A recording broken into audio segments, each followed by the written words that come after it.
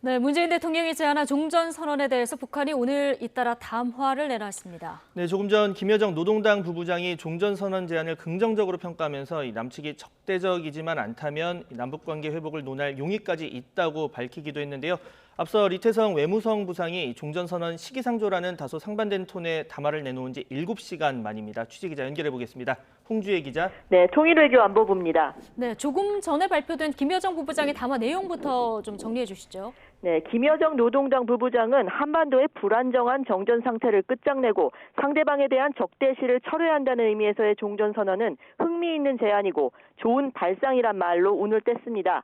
종전이 선언되려면 쌍방 간 존중이 보장되고 상대에 대한 편견적인 시각과 적대시 정책, 불공평한 이중 기준부터 먼저 철회돼야 한다고 주장했습니다. 선결 조건이 마련돼야 서로 마주 앉아 의의 있는 종전도 선언할 수 있을 것이며 남북관계, 한반도의 전도 문제에 대해서도 의논을 해볼 수 있을 거라고 조건을 걸었습니다. 그러면서 남측이 앞으로의 언동에서 매사 숙고하며 적대적이지만 않다면 얼마든지 남북 사이에 다시 긴밀한 소통을 유지하며 관계 회복과 발전 전망에 대한 건설적인 논의를 해볼 용의가 있다고도 덧붙였습니다. 문재인 대통령의 종전선언 제안에 긍정적인 평가를 내놓으며 향후 남북관계 회복 논의의 가능성도 내비친 겁니다.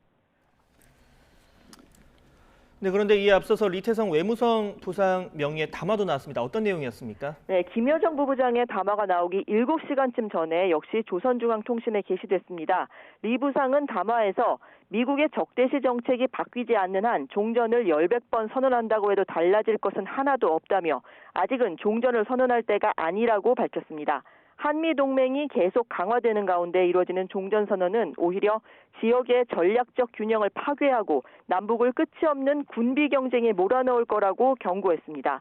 그러면서 종전을 가로막는 최대 장애물인 미국의 대북 적대시 정책이 남아있는 한 종전선언은 허상에 불과하다고 강조했습니다. 다만 리 부상은 종전선언이 한반도의 정전 상태를 끝낸다는 걸 공개하는 정치적 선언이라는 점에서 상징적인 의미는 있다며 종전선언 자체를 완전히 부정하진 않았습니다.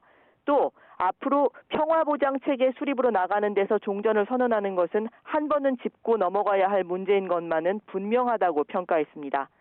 북한이 종전선언 제안을 둘러싸고 다른 수위의 담화를 불과 7시간여 시차로 내놓은 배경에 관심이 모이고 있습니다. 지금까지 통일외교 안보부에서 전해드렸습니다.